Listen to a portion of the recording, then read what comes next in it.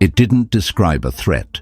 It described you, or more accurately, what you've become. The file belonged to a man named George Gurdjieff, who claimed something most people would laugh at until they stopped to think. Humanity is asleep.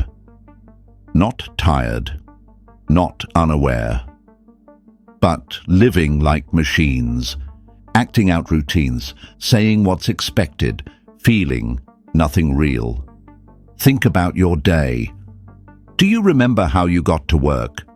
What your food tasted like? What you truly felt during your last conversation? If not, you weren't there. That's what Gurdjieff called waking sleep, when your body moves, but you are gone. So let me ask you, if you're not choosing your life, who is? And maybe that's the real reason the FBI took interest. Because someone who's awake can't be controlled.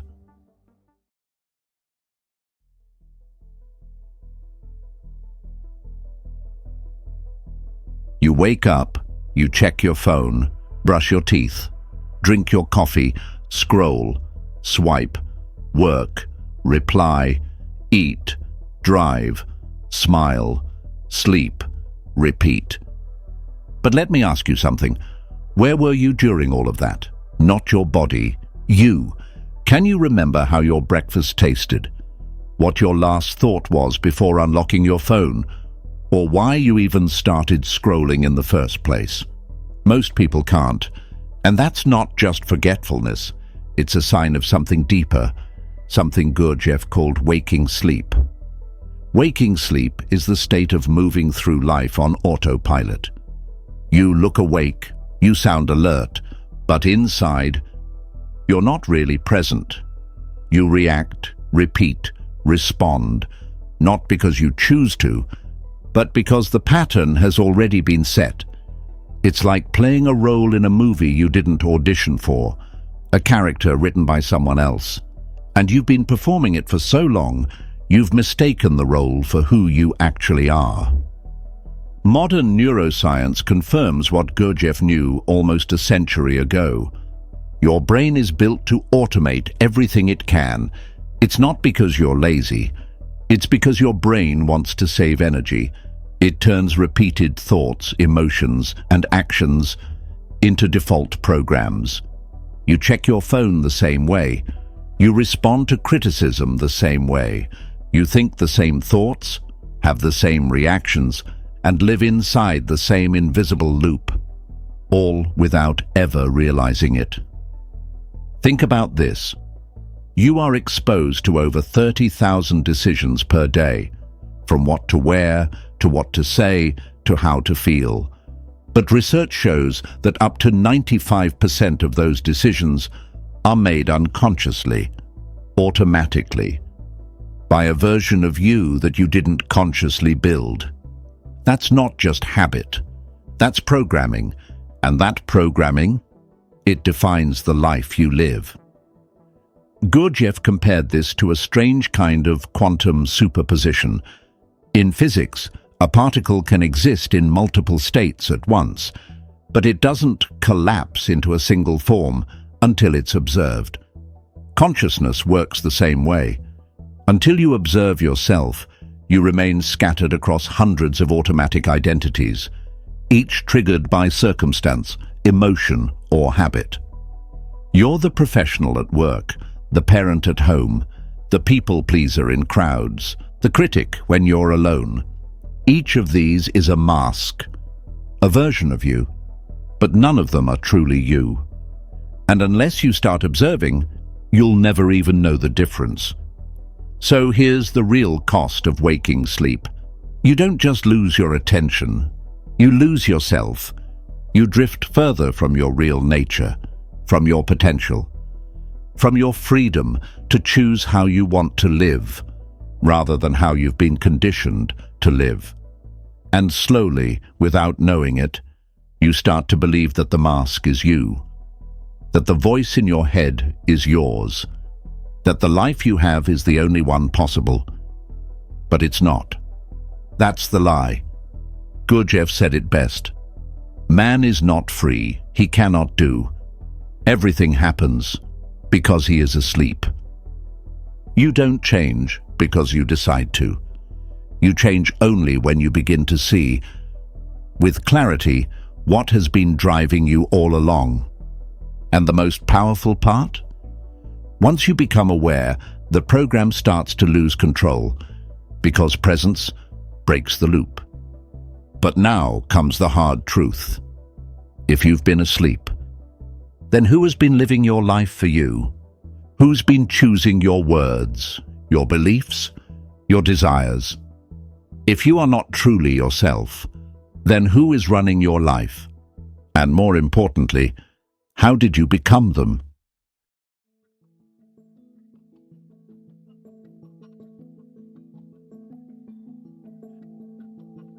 From the outside you look like one person, but inside, it's not that simple. Gurdjieff believed that you are not one I. You are a crowd, a shifting collection of identities, roles, emotions, habits, each one activated by a situation, a memory, a fear, and most of them aren't even yours. They were given to you, shaped by your parents, reflected by your teachers, rewarded by your culture, approved by your peers.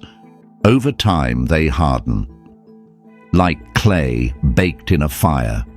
And what you call yourself is just the hardened residue of everything they expected you to be. Think about it. You were not born with shame, or insecurity, or the need to constantly prove your worth. As a child, you were fully alive, curious, present, spontaneous. You danced when there was no music. You asked why 100 times a day. You didn't care what others thought because you hadn't learned to. That was the real you. But then the world stepped in. It told you which emotions were acceptable, which dreams were realistic, what kind of person you should become. And slowly, piece by piece, you built a version of yourself that could survive that system. Gurdjieff called this the false personality. It's the version of you that fits the mold, that plays the role, that keeps the peace, follows the rules, smiles on command. It's not inherently evil.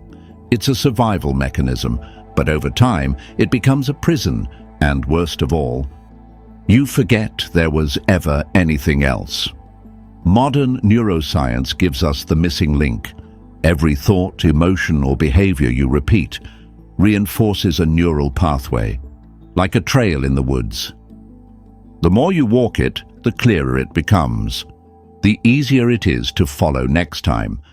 Eventually, it's no longer a choice. It's a reflex. And that reflex becomes your identity. I'm just not a confident person. I've always been a people pleaser. I need to succeed to be loved. Number. These aren't truths, they're programs. And every time you believe them, you strengthen the lie. So now the question becomes, did you actually choose the life you're living? Did you pick your career? Or was it based on what seemed safe, respectable, expected? Do you really love the things you chase? Or are they just trophies meant to earn validation? Have your dreams grown from within? Or were they planted there by someone else? You'll know the answer by how empty it all feels, by how you can achieve what you thought you wanted, and still feel like something's missing. That's the false personality. It achieves, it performs, but it never feels whole. And here's what's terrifying. It doesn't just influence how you live. It determines who you believe you are. You defend it. You protect it. You build your entire worldview around keeping it intact. Because if the mask slips, if even for a second you catch a glimpse of something deeper, everything else begins to fall apart. That's why most people never wake up. Because waking up means letting go of everything you thought was you. But what if that's exactly what you need? Because the life you're living right now, the one built on roles, patterns, and expectations, isn't yours. It's inherited, conditioned, performed, and underneath all of it is someone far more powerful than the world ever allowed you to be. If your identity isn't singular, but a war of voices, then what you call chaos is civil war. They argue, they fight, and while they battle each other, your life slips by.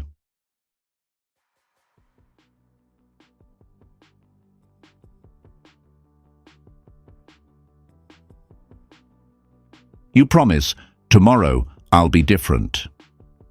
But when tomorrow comes, it's not the same version of you making the promise, and the next morning you hit snooze, you scroll, you forget. And later that night, you feel the same guilt, the same regret, and you promise yourself, again, tomorrow I'll be different. But tomorrow never comes, at least not for the same version of you. Gurdjieff called this the multiplicity of I, a simple idea, but it changes everything. There is no single you, no one self in charge. Instead, there are hundreds of different I's, each one with its own desires, fears, and motives. You're not a captain steering a ship. You're a ship constantly hijacked by a mutiny of shifting personalities. There's an I that wants to wake up early, and another that wants to sleep in. One I wants to eat clean. Another craves sugar at 2 a.m. One wants success. The other fears it. These conflicting selves argue constantly. And you are caught in the middle. Modern psychology has a name for this cognitive dissonance. The stress you feel when your thoughts, beliefs, and actions don't align. I want to be healthy, but I'm eating fast food again. I value honesty, but I just lied to make things easier. That tension you feel, it's not just emotional, it's neurological. It creates stress hormones, it weakens your immune system, it fuels anxiety, confusion, and burnout. Because deep down, your system knows something's wrong. You are divided. And the worst part? Each I believes it's the only one that exists. When you're angry, you become anger. When you're afraid, you are fear. When you're confident, you feel like confidence is your core. But then it fades, and a new I takes over, and the cycle continues. This is why people can never stay consistent, why motivation fades, why promises to yourself get broken again and again. There is no unified you to carry the promise forward. Only a revolving door of selves, each with a different agenda. Now stop for a moment. Let that sink in. What if this is the real reason you feel stuck? Not because you're lazy, not because you're weak, but because you've never had a single self to act from. You are a crowd, and the crowd is at war. So what's the way out? Gurdjieff said, you cannot begin to change until you stop identifying with the voices inside your head. You must become the observer, a presence that watches without reacting, without judgment, without choosing sides. Only then can you start to see the pattern, the cycle, the play. Only then can you begin to unify the chaos. It's like standing on a hill, watching a battlefield below. You no longer scream orders in the middle of the fight. You study the movements, the triggers, the roles. And in doing so, you stop being a pawn. You become something else entirely. A witness. This doesn't mean ignoring your thoughts or feelings.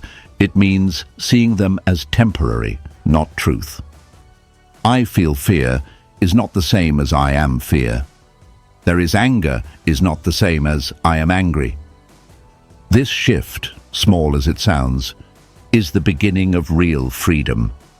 Because once you can observe the war, you no longer have to fight in it. And if you are not the crowd, if you are not the voice screaming inside your head, then who are you? It's time to meet the one part of you that's been quietly watching all along. Awakening through self-observation.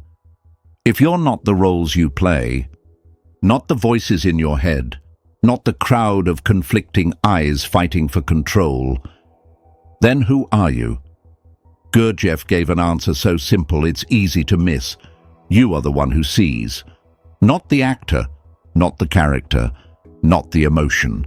You are the observer, the silent presence behind the noise, the stillness behind the storm. This is where real awakening begins, not with action, but with awareness. It's not about fixing yourself.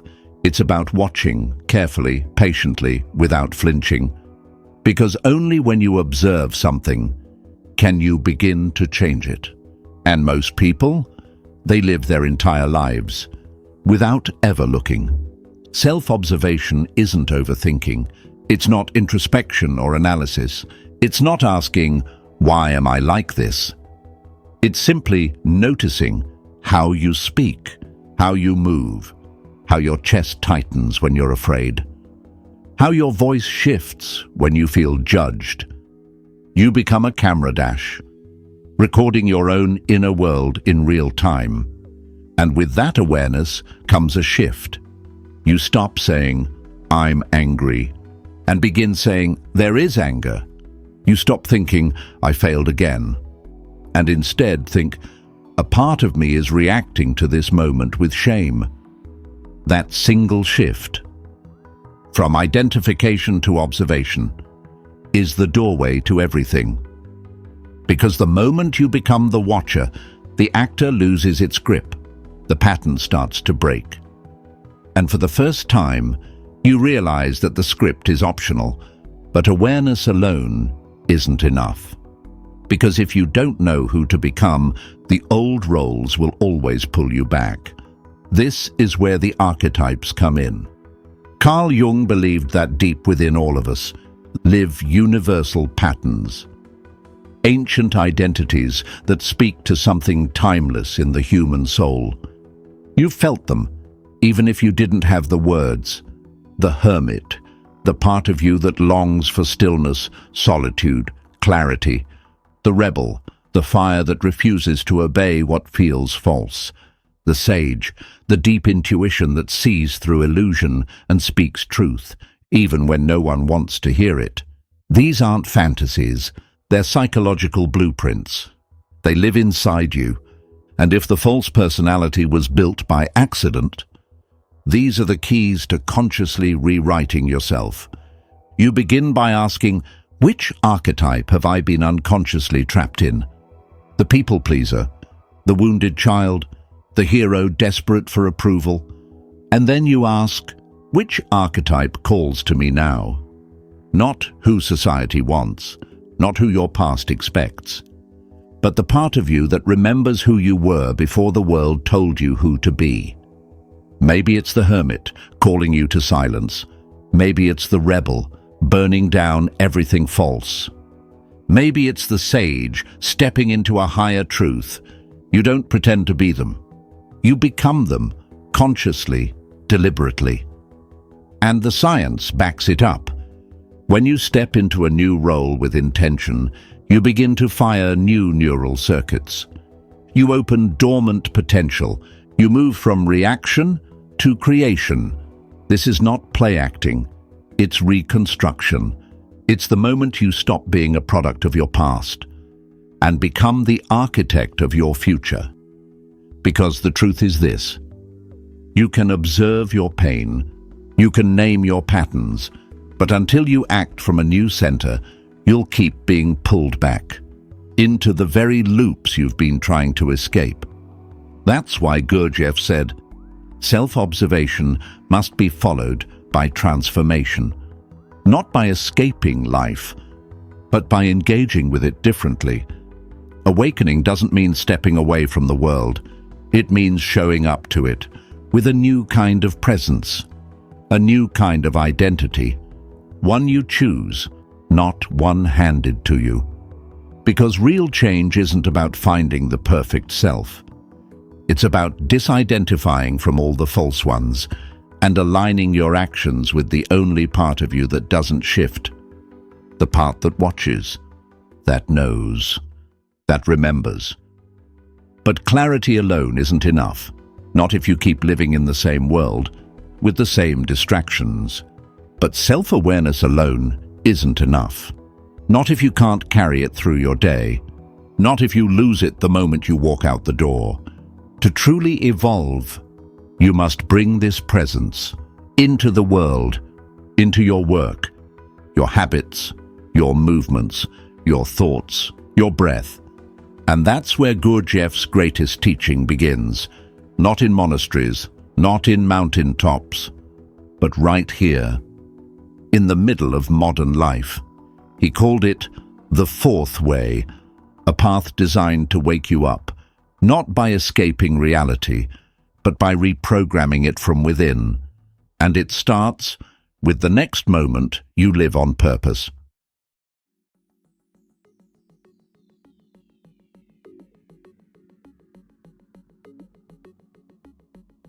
Ancient paths taught escape. Gurdjieff taught something radical. Wake up within the chaos. The monk renounced the world, devoting his life to prayer and discipline. The yogi trained the mind through silence, meditation, and ascetic control. The fakir endured intense physical hardship to master the body and break attachment to sensation. Each path demanded total commitment, usually away from society, deep in the wilderness, or within the walls of a monastery. But Gurdjieff introduced something radical, a fourth path, one that didn't require withdrawal from the world, but demanded full presence within it. He called it the fourth way. Unlike the others, it doesn't separate body, mind, and emotion into isolated disciplines. It seeks to develop all three centers simultaneously in the chaos of daily life. In your job, your conversations, your traffic jams, your silence, your distractions, because that's where the programming lives, and that's where it must be undone.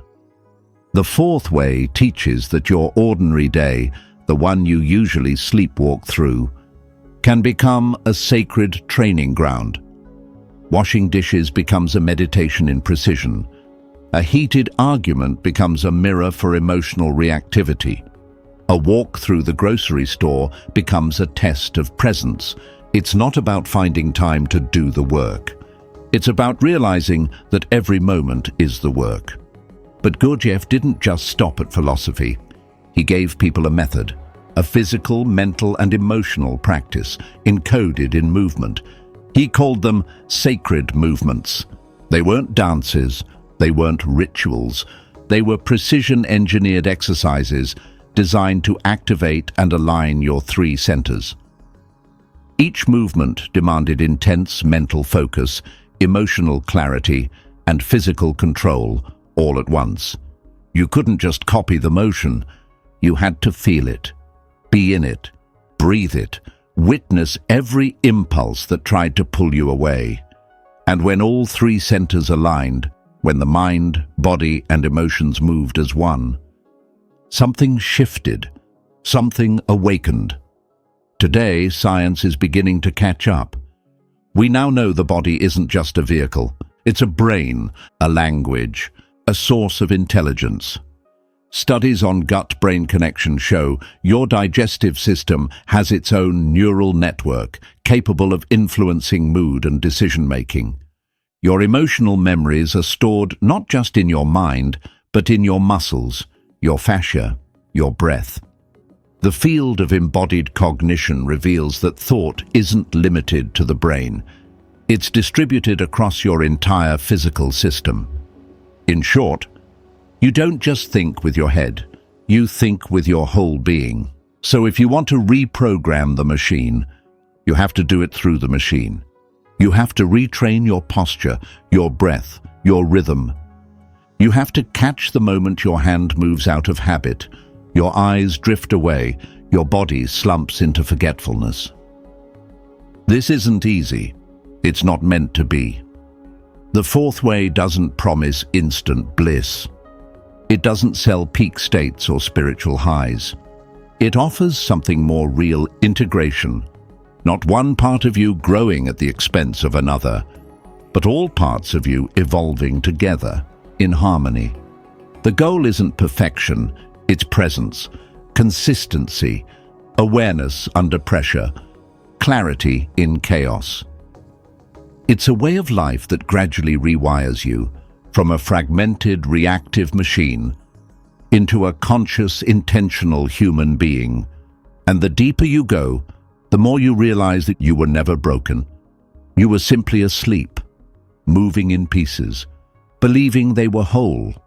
But now the centers begin to speak to each other. The mind listens to the body. The body honors the emotions support the will, and when they move as one, you remember what it feels like to be fully alive, not surviving, but being. Still, even with all this awareness, there's a danger, because in a world addicted to speed, noise, and convenience, the temptation to fall back asleep is everywhere. So the question is, in the middle of this modern storm, how do you stay awake?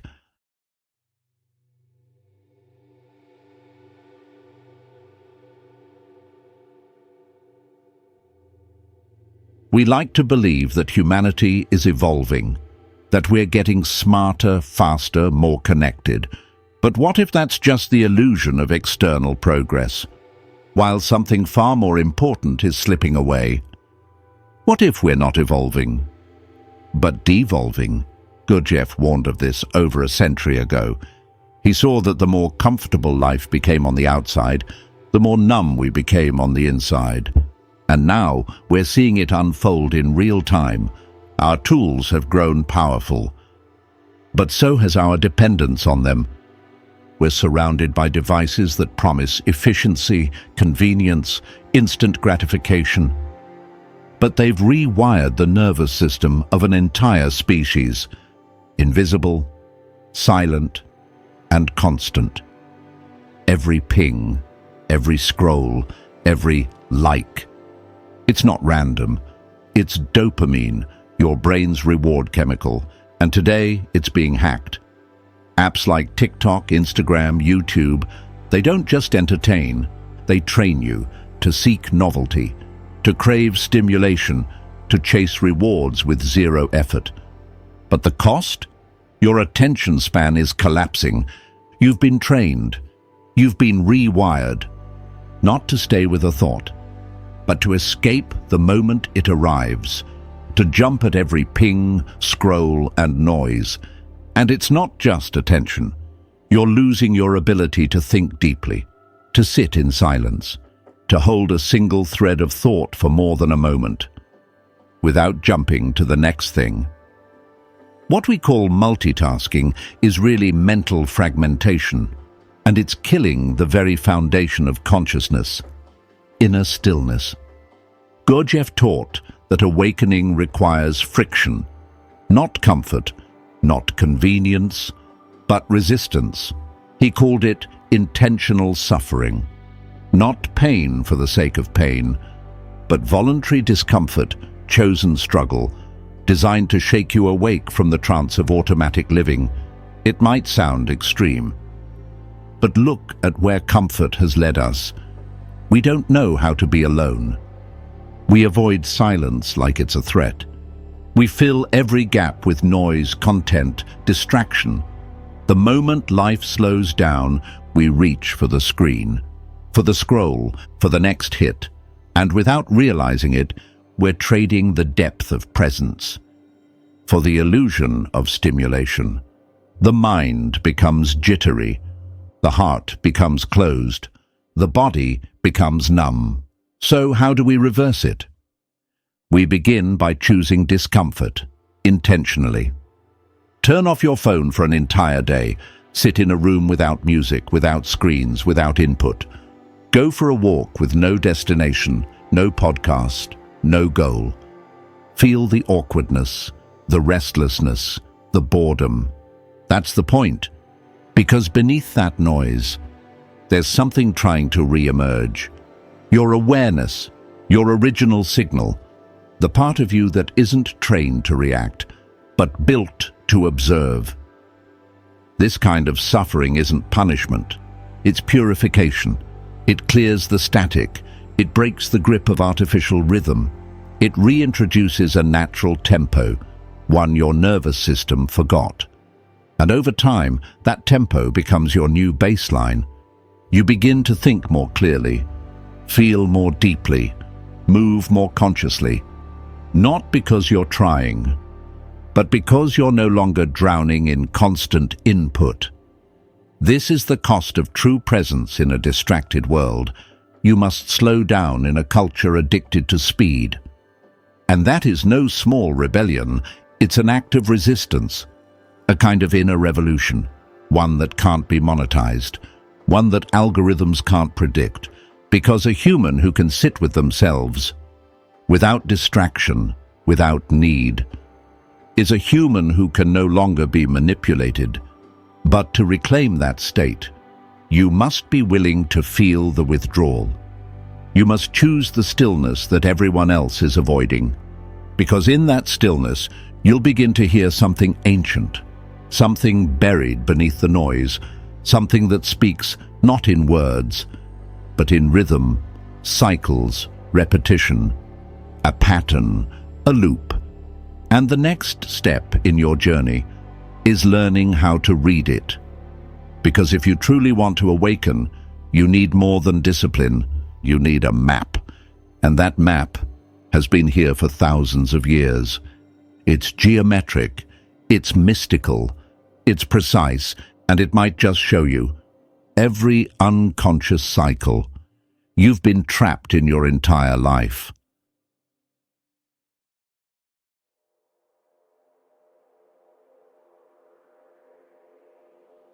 What if your entire life has followed a pattern, not just habits, not just personality traits, but a mathematical rhythm, repeating beneath the surface, shaping your reactions, your relationships, your reality? Gurdjieff believed there was a way to see that pattern, to map it, to interrupt it. And he found it in a symbol, older than most languages, deeper than most belief systems. It's called the Enneagram. It looks geometric, but it opens something ancient, something that's been mapping you before you even knew you had a pattern, a code that reveals the rhythm you've been living without knowing. But within it lies a blueprint, not just for your personality, but for how reality functions. Gurdjieff said the Enneagram contains two essential laws, the law of 3 and the law of 7. The law of 3 explains how all events are born, from the interaction of 3 forces, an active force, a passive force, and a reconciling force, the one that brings balance. Every choice you make, every emotion you feel, is shaped by these 3 energies. You want something. Something resists. Something else emerges in response. Desire, resistance, resolution. This is the pulse behind every decision, every movement of the soul. The law of 7, on the other hand, describes how energy moves, not in straight lines, but in curves, in loops, in spirals. Nothing in nature moves in a straight path. Everything is rhythm, wave, breath, fall, and rise. The law of 7 explains why your efforts to change often stall, why motivation fades, why you start something with passion, but always seem to lose momentum before it becomes real. It's not random. It's a point of deviation. And it happens in predictable places. Unless you interrupt the loop, you fall back into it. The Enneagram reveals those exact points. That's why it's not just a personality model. It's a mirror, one that shows you where you always break down, where you give up, where your unconscious wins. The 9 points on the Enneagram correspond to 9 personality structures, each with its own fears, desires, defense mechanisms, and core illusions.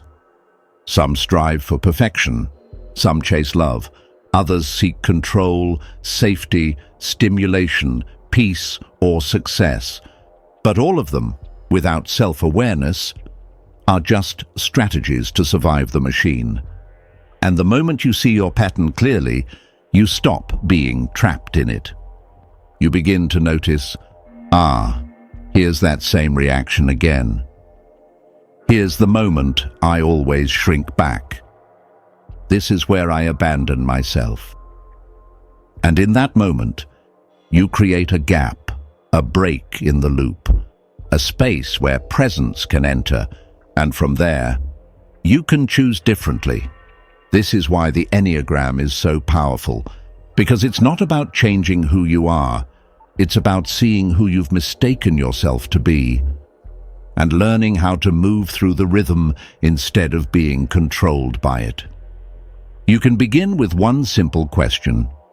Where in my life do I feel stuck, over and over again? Trace the loop, feel the shape of it, find the number, name the force, then ask, what happens if I bring attention to the exact moment I lose control? Because that's the moment that rewrites everything. This is not theory, it's practical mysticism, a sacred technology of consciousness. The Enneagram isn't a label, it's a lens for watching your thoughts, your choices, and your energy in real time. And the more you use it, the more you begin to catch the loop before it starts. That's where liberation begins. But here's the question no one dares to ask. What if your loops aren't just affecting you? What if every unconscious reaction is feeding something else? But here's the part no one dares ask. What if these patterns aren't just internal glitches, but external fuel? What if your unconscious cycles create ripples far beyond your personal life? What if every time you fall back asleep, it's not just you who's affected, but the very fabric of reality itself?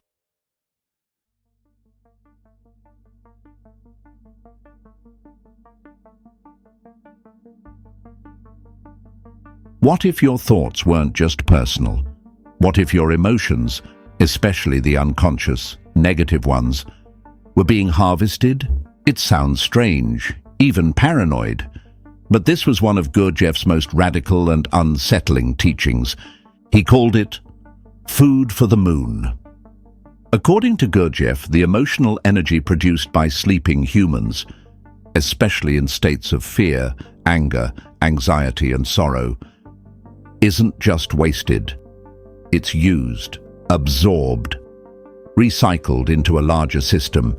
He believed the cosmos itself, this vast, intelligent structure, relies on energy to maintain balance, and one of its fuel sources is us, not our blood, not our bodies, but our unconscious suffering. That's why Gurdjieff didn't see awakening as just a spiritual goal.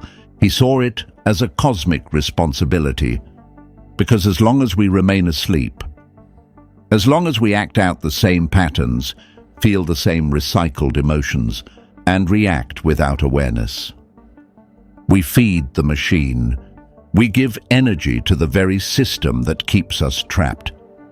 But the moment we begin to observe, to question, to choose consciously, that flow is interrupted, and a new frequency enters the system. Gurdjieff taught that consciousness is vibration, that every thought, every feeling, every internal state emits a frequency, and like a tuning fork, that frequency resonates outward. So when you live in reaction, you vibrate low, chaotic, disjointed. But when you act with awareness, with clarity, with compassion and will, your frequency becomes coherent, stable, transformative. This isn't just mysticism. It's physics. Modern quantum science confirms something eerie. The observer effect shows that simply observing a particle can change its behavior, that matter, at the most fundamental level. Responds to conscious awareness. Your presence literally shapes reality. You're not just in the universe, you're affecting it. So what happens when millions of people live in mechanical sleep? What kind of world does that create? And what happens when even a few start waking up? That's the shift we're feeling now. Across the planet. In the tension, the collapse of old systems, the rise of questions no one asked before. It's not just social, it's energetic, it's vibrational. It's a war between a sleep frequency and conscious frequency. And your state, moment to moment, matters more than you realize. Because every time you catch yourself before reacting, you shift the energy. Every time you breathe before judging, you harmonize something larger than yourself. Every act of self-awareness is a pulse. That travels further than you can imagine. So no, awakening isn't just about your peace of mind. It's not a lifestyle choice. It's not self-help. It's a sacred act with cosmic consequences. You are not separate from the system. You are a node in the network, a cell in the body of reality. And when enough cells awaken, the entire body changes. But that transformation begins small, personal, silent, in a moment when no one is watching, and you choose presence over programming. It starts when you stop feeding the moon and start vibrating like a star. And if that's true, if you really are a living transmitter of frequency, a carrier of influence beyond your own life, then there's one question left. If you are part of this great awakening, what's your first move? What do you need to observe, release, remember, to stop leaking unconscious energy and start sending out clarity? What would happen if even for one day you lived every moment awake?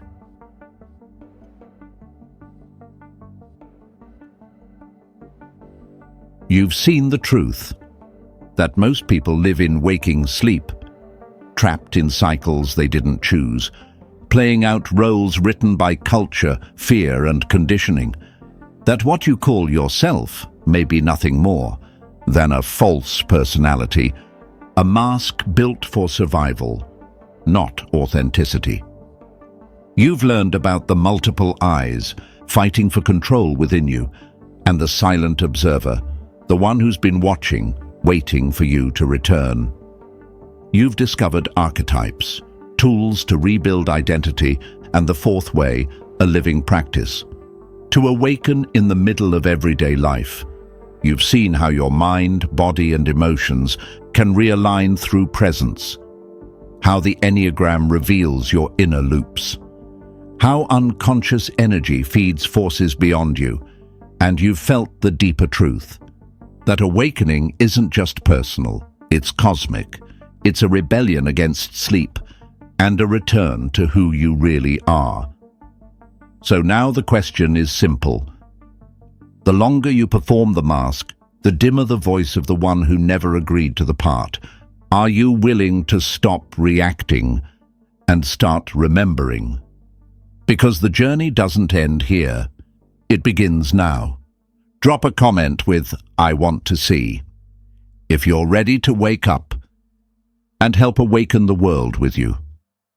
The next chapter is already unfolding.